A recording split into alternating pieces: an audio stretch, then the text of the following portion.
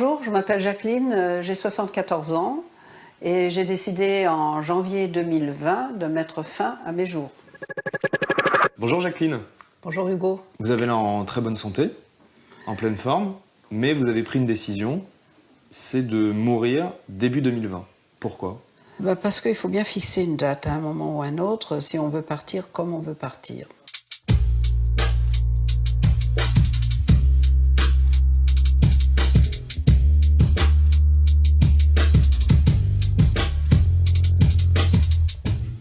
À partir de 75, on commence à avoir de plus en plus d'emmerdes de santé.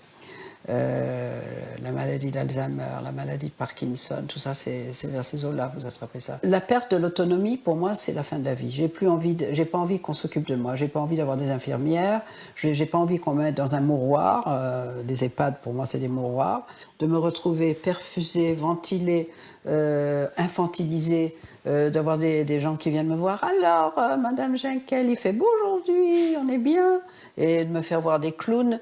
On s'amuse bien aujourd'hui. On peut vous faire venir un coiffeur aujourd'hui, on va vous faire toute belle. Ça vous angoisse. Vous voulez surtout pas qu'on vous parle comme ça, qu'on vous traite comme ça, quoi. Et après qu'on me torche, que je sois pas capable de prendre mon bain toute seule, non, no way, pas question, je veux pas de ça, non.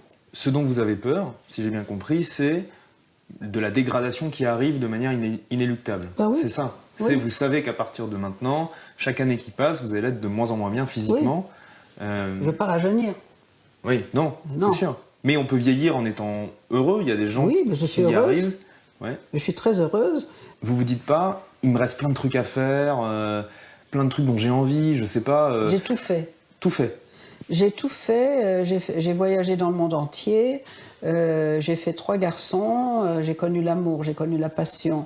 Mais il vient un moment où ça aussi c'est fini. Comment vous dire, moi j'ai pas envie de faire l'amour avec un mec qui a un bide énorme, qui a des seins plus gros que les miens, qui bande plus, ça m'intéresse plus. Donc ce qui m'intéresse, c'est les mecs de votre âge à vous, entre votre âge à vous, limite 40. Les mecs comme ça, vous croyez qu'ils ont envie d'une vieille comme moi? Non, ils ont envie si je les entretiens, oui. Donc il faudrait que je me dise, est-ce que j'ai envie d'entretenir un mec? Non. On en parlait avant l'interview, vous me disiez, il y a beaucoup de gens qui font des critiques, qui disent que je suis égoïste, que je pense pas à mes enfants, parce que vous avez 3 fils et 3 petits-enfants. Qu'est-ce que vous dites là-dessus? J'en ai discuté avec mes enfants, c'est des adultes. Je suis pas en train de laisser des enfants...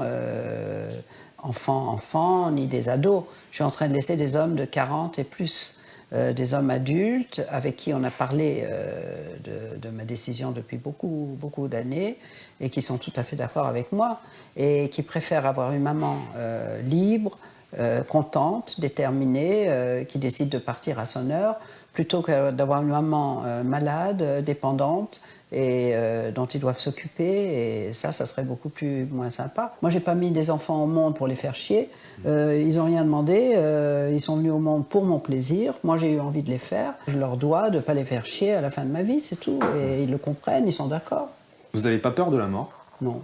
Ça vous fait pas peur de vous dire? J'étais morte pendant des millions d'années avant de naître, et je vais être morte pendant des millions d'années après, pourquoi est-ce que j'aurais peur de ça? Aujourd'hui en France, 90% des Françaises sont favorables à la légalisation du suicide assisté, mais c'est toujours pas le cas, c'est toujours interdit, notamment sous la pression de certains lobbies religieux.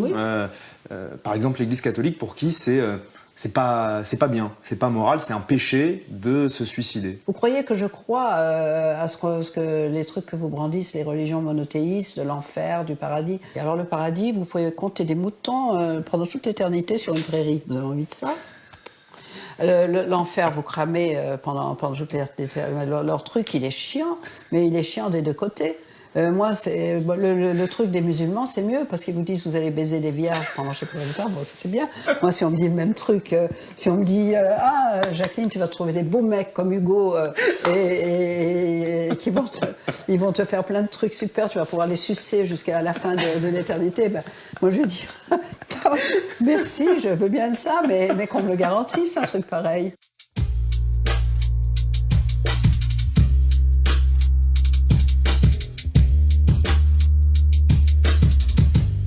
Ça va se passer comment concrètement?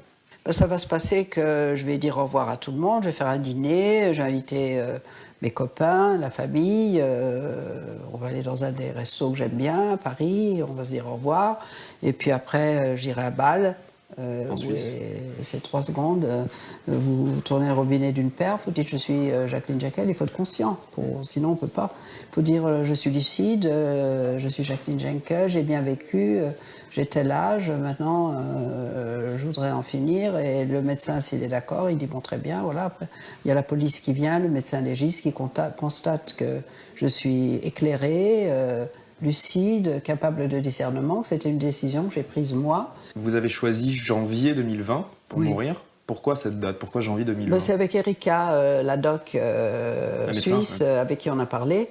C'est ma copine. Je lui ai dit, écoute, j'ai pas envie de passer encore 2 hivers. Je crois que je vais passer Noël. Et puis à Noël, ça se fera 2 Noëls encore avec les enfants. Puis après, c'est bon. Elle me dit, non, Noël, non, parce que moi, je pars en vacances. Je pars en vacances pour Noël, pour le jour de l'an, tout ça. Alors, il faut que ce soit janvier ou février, ça. Alors, j'ai dit, bah oui, je m'adapte, il n'y a pas de problème, voilà. Ça fait des années que je retarde. Hein. J'attends ceci, j'attends cela. Mais je suis accro à la vie, moi.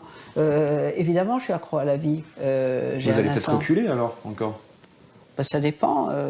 Je vais peut-être reculer si la loi change en France. Si elle ne change pas en France, je suis bien obligée de faire comme j'ai décidé de faire. Moi, quelque part aussi, c'est un geste militant que je fais. Je ne pense pas qu'à moi. Qu'est-ce que vous dites à Emmanuel Macron? Si j'étais Emmanuel Macron? Je lui dirais, écoutez, Monsieur le Président, vous êtes le Président de la France, vous êtes jeune encore. Ça ne veut pas dire qu'il ne peut pas vous arriver un truc. Votre femme, elle est plus si jeune que ça. Il peut vous arriver un truc ou à l'un ou à l'autre. Qu'est-ce que vous voulez pour vous? Il a déjà répondu à cette question. Il a dit, pour moi, je déciderai.